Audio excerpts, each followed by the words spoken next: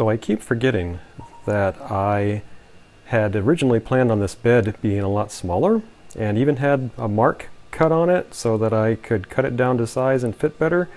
So I should do that. Alright, so that project is done.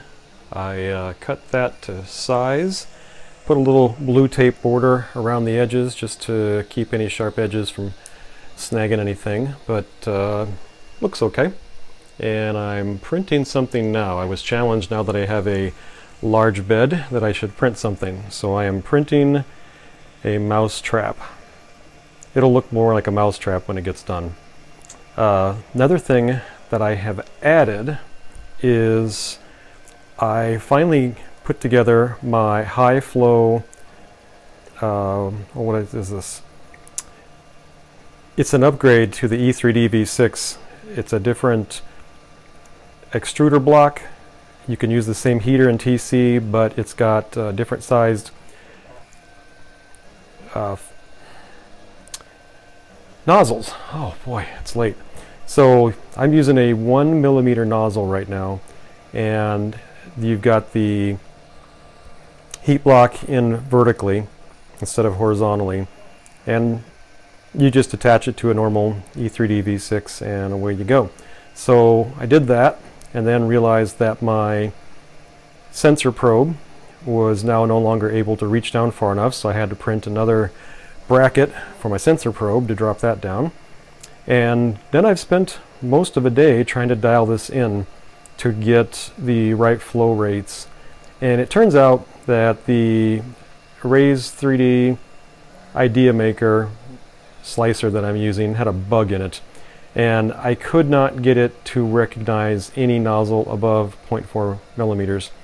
So I uninstalled it, installed the new version of it, and it still does not show that the model is going to render correctly, but it actually does print it, so we're calling that a win. So hopefully this is printing. It's a 1mm nozzle. I set it up as a 0.9mm, and I'm printing 0.6 layer heights, and it actually is coming out fairly well. I don't know how well you'll be able to see any of this. I have no idea what these little artifacts here are. The parts down here, that's what it's supposed to be, but for the most part it's actually looking pretty good. I got supports over here for this piece, but we'll take a closer look when it's all done. This is for my neighbor. He texted me right after I got this done and said, hey, can you print me a mousetrap? So sure, we'll give it a shot. This is my extruder, and this is one of the things slowing me down right now. I wanted this to be able to print faster. You should be able to print faster with PLA, but I'm literally at the max of what my extruder can do. If I try to get it to rotate any faster, even with giving it more current, it ends up slipping.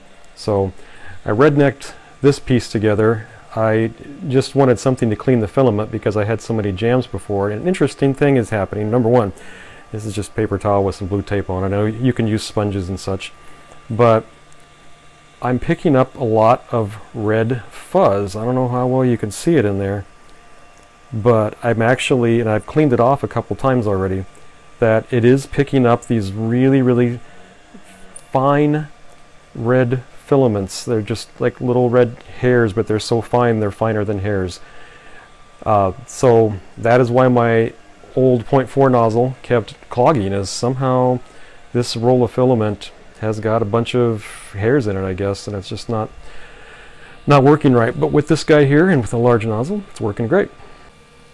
What I absolutely love is that after setting up my bed leveling, that as the print, or as the carriage moves in the X and Y, that I can watch the Z actually adjust and tweak itself. This is one of the Z motors. So I can watch this move as the head moves back and forth across the bed, which proves it's working. I mean, I know it's working, but it's just neat to actually see it compensating in real time like this. Wow, guys, over 1,000 views. That's pretty neat to me. It's honoring and humbling. Thanks.